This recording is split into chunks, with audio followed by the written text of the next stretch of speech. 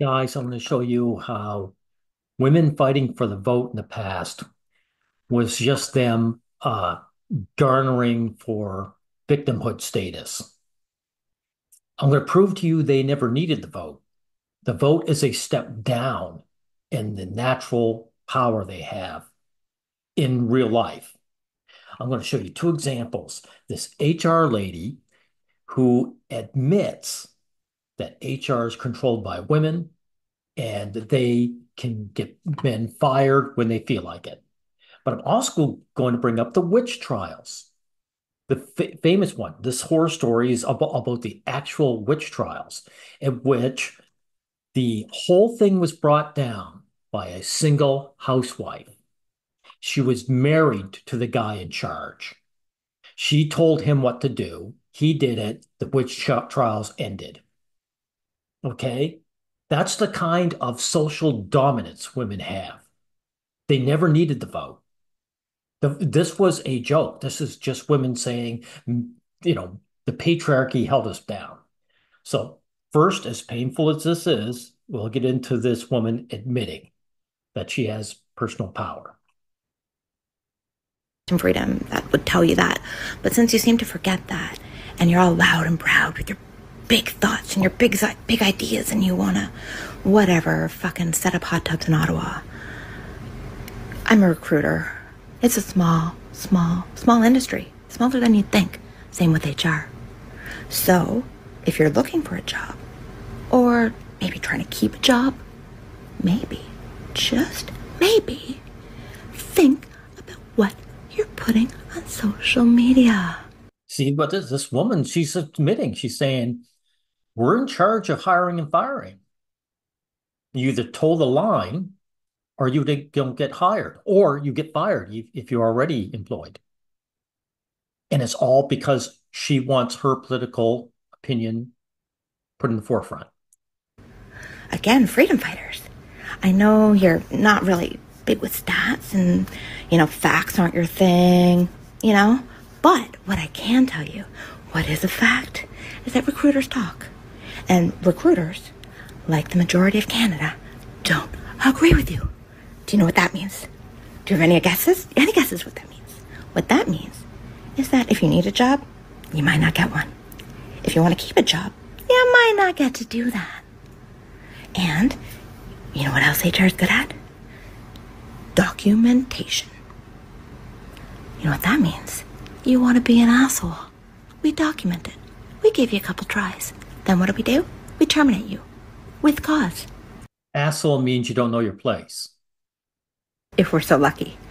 If not, we give you the minimum allowed by law.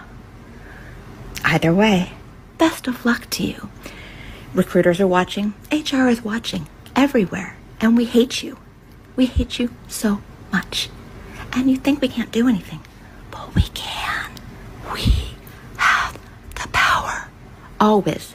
Remember that. Doesn't matter if there's a fucking man at the top of your HR department. It's run by women. That's what I want to say. It doesn't matter if there's a man at the top of your HR department. It's run by women. So the women who are officially underneath the man have the power by dint of their gender. Women are in charge of men. Right. Now, we'll get into this, and good thing I got to the pertinent parts. This is the Salem witch trials, which young girls who were complete nobodies, just young girls in their teens, were getting people murdered for fun. And no one could do a thing. No man could do a thing. But some woman who was married to one of the upper guys demanded that he act, and that's exactly what he did. Let's get into this right here. Sorry, get this up. Sir William had acquired considerable polish in his upward climb, but his wife, whom he had married during his days as journeyman labourer, retained the plain thought and plainer speech of her early station in life. When news of the witch trials came to Boston, especially when the affecting scene attending the execution of the Reverend George Burroughs was related to her, she expressed her sentiments in no uncertain terms. Her remarks concerning the afflicted children had a Shakespearean, if not a Chaucerian, directness. This blow to the children's dignity was not to be tolerated. See, it's all about dominance. This woman spoke up. This is an argument between the nobility, between one group of women and another woman.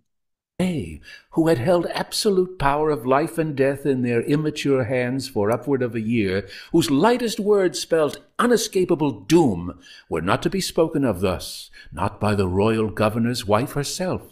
One and all the afflicted children became afflicted as never before. The fainting fits and wild cries and writhing convulsions they had displayed while being afflicted by other witches were nothing to those they now exhibited almost constantly, and each seizure was accompanied by the most heartrending prayers for help, help from the wicked Lady Phipps.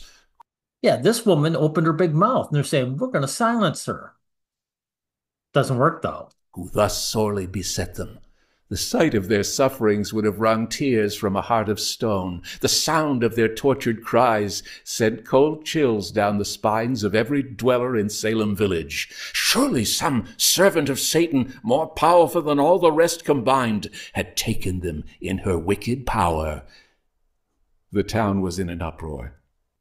Sir William Phipps was a product of his times. Though possessing more than ordinary energy and ability, he suffered the timidity which went with the gross superstition of his day. Translation, he knew he was a man and these were girls and they were above him. That's what his timidity was. He knew if he tried to do something, they would accuse him and he'd be gone. But he had been married long enough to learn that a determined wife, like a force of nature, is not to be argued with. There is no record of the words Lady Phipps used to convince her lord and master, but there is a very definite record that he was convinced. Did you hear all that? He's her lord and master. But when she spoke, he knew better than fight with her. She's in charge. So effectively, she's the actual governor. She's in charge of state. She doesn't have to work her way up like he did. She just marries the guy and she is in charge. She doesn't have to put any work into it. This is the kind of social power women have in the real world. This isn't a real story. An order from the royal governor of Massachusetts dissolved the special court which had tried and hanged 19 innocent persons in 10 months and put another to death by the most barbarous means ever employed by white men in America.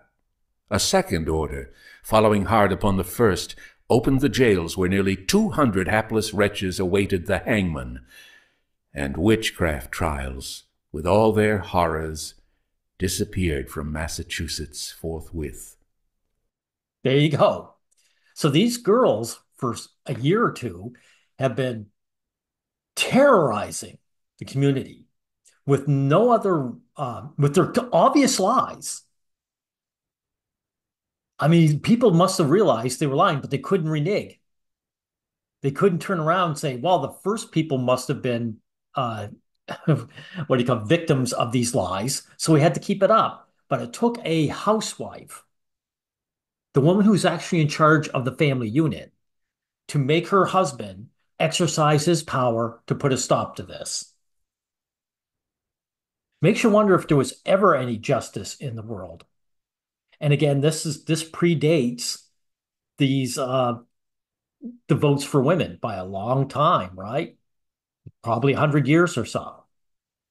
So women have always had this kind of social power. That's why they never needed to work to get into these positions, ever. So this is why these upper class women were doing this. They were bored. And they wanted to claim victimhood. They wanted to gaslight the average man of their day and say, oh, you've been oppressing us. You have power. But who actually had the real power? the women. The young girls had power of life and death, and it took a woman to stop them. So know what this voting rights bullshit is about. It's about the upper class kicking the lower class. Okay, let's end it here.